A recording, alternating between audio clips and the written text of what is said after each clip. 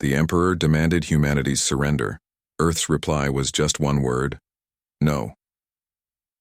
The holographic projection flickered to life in the United Earth Council chambers, casting an ethereal blue glow across the assembled delegates.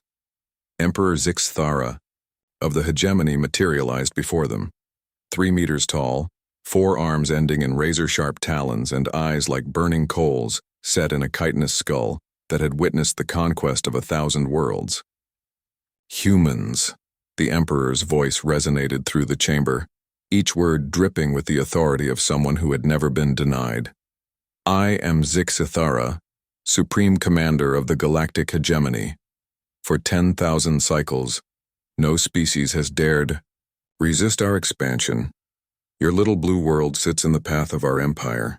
Ambassador Chen Wei, Earth's representative, sat perfectly still. Around the circular chamber, delegates from every nation maintained their composure, despite the alien warlord's imposing presence. You have 7 of your rotations. Days, I believe. You call them to surrender unconditionally, Zixthara continued. Submit now, and your species will be granted the privilege of serving the hegemony as laborers. Refuse, and we will reduce your world to cosmic dust. The Emperor's image rotated slowly, those burning eyes seeming to bore into each delegate. Do not mistake this for negotiation. This is a courtesy extended only because your species shows potential. I have conquered the warrior poets of Vexnari, who fought with songs that could shatter moons. I have broken the hive minds of Zeta Reticuli, who thought as one across their entire species. I have crushed the energy beings of the Andromeda Spiral, who existed as pure consciousness. He paused, 4 arms spreading wide in a gesture of absolute dominance. Each believed themselves special. Each learned otherwise. What makes you think your small, divided, primitive species could stand against the might of the hegemony? Ambassador Chen finally spoke, his voice calm and measured. We'll need some time to consider your generous offer. Zixthara's mandibles clicked in what might have been amusement. 7 rotations, not 1 moment longer. The hologram winked out, leaving the chamber in relative darkness. For 6 days, Earth buzzed with activity. Not panic, preparation. Emergency sessions ran around the clock in every capital. Military installations worldwide hummed with unprecedented coordination. Deep space monitoring stations tracked the approaching hegemony fleet. 500 vessels, each the size of a city. On the 7th day, the Emperor's hologram returned, expecting to receive humanity's submission. Well? Zixthara demanded. Have you prepared your surrender documents? Ambassador Chen stood slowly. Behind him, delegates from every nation rose in unison. The old man's weathered face showed no fear, no hesitation. No. The word hung in the air like a challenge thrown at the universe itself. Zixthara's 4 eyes narrowed. Excuse me? No, Chen repeated, his voice carrying the weight of 8 billion souls. We decline your offer. For the first time in 10 millennia, Emperor Zixthara experienced something alien to his existence: confusion. You refuse? Do you not understand what this means? My fleet will find Earth ready, Chen interrupted. You spoke of the species you've conquered, Emperor. The warrior poets who fought with songs, the hive minds who thought as one, the energy beings of pure consciousness. All formidable in their own ways. The ambassador's eyes hardened. But you've never faced anything quite like us, have you? Your primitive weapons cannot. You're right, Chen acknowledged. Our weapons are primitive compared to yours. Our ships are slower. Our technology is centuries behind. But you made one critical error in your assessment. Zixthara's mandibles clicked impatiently. Speak plainly, human. You assumed we'd fight you fairly. Across the galaxy, the hegemony's advanced scouts began reporting strange readings. Human. Vessels weren't engaging in formation, they were scattering like frightened animals. Except the energy signatures were all wrong. Too small for ships, too large for escape pods. Emperor, his fleet commander's voice crackled through subspace.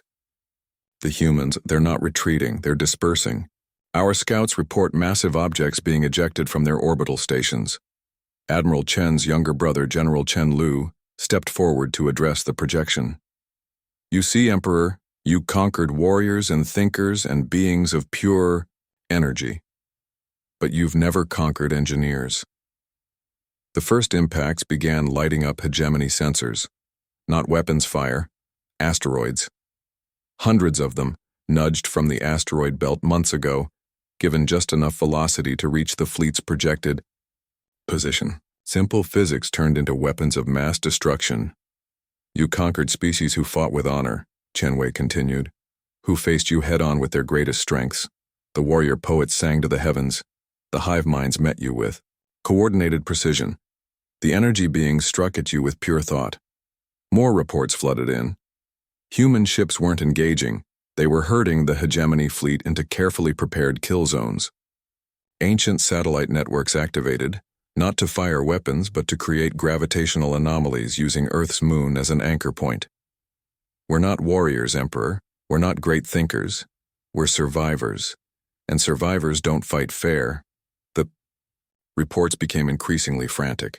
Human vessels were ramming hegemony ships at critical junction points, their crews accepting death to disable systems 10 times more advanced than their own.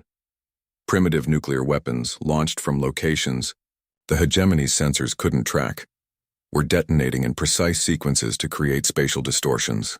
This is impossible, Zixathera snarled. Your technology cannot— You're absolutely right, Chen agreed. Our technology can't match yours. But we've had wars for thousands of years, Emperor. We know how to take apart something bigger and stronger than ourselves. We've been practicing on each other. The tactical displays behind the Emperor showed his fleet's formation disintegrating, not from superior firepower but from 1,000 small cuts, each precisely calculated to cascade into system failures. Humans weren't trying to destroy the ships. They were making them useless. Besides, Chen added with the faintest smile, you said you'd conquered 1,000 worlds. That means you have 1,000 different populations who might be very interested to learn that the mighty hegemony can be fought. And that sometimes, just sometimes, the smaller species wins. Zixthera's 4 eyes widened as the implication hit him. Earth's quantum broadcast arrays were already transmitting across the galaxy, not propaganda, but tactical data. Every trick, every improvised weapon, every weakness in hegemony technology that humanity had discovered. So here's our counteroffer, Emperor, Ambassador Chen said. Leave. Now. Take your remaining ships and go. Because if you don't, we'll make sure every species in the galaxy knows exactly how to tear apart your invincible fleet using nothing but scrap metal and stubbornness. The chamber fell silent except for the continuing tactical reports of hegemony losses.